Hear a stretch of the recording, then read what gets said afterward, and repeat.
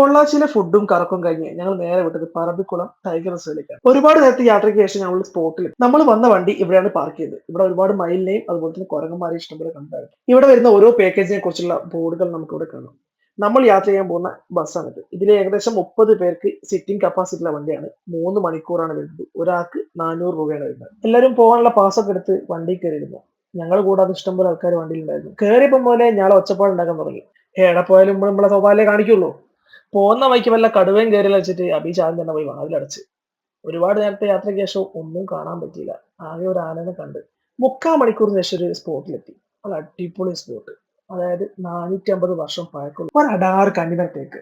1994ലാണ് ഇത് മഹാരക്ഷാ പുരസ്കാരം കിട്ടിയത്. ഏകദേശം 12 പേര് നിരന്ന് നിന്നാല് ഈ തേക്കിന് ഒപ്പം വലിപ്പം വരും. അടിപൊളി സാധനം. ഒരു രക്ഷയില്ല. ഇതില് കണ്ണൻ മിസ്സിംഗ് ആണ്. അപ്പം അടുത്തൊരു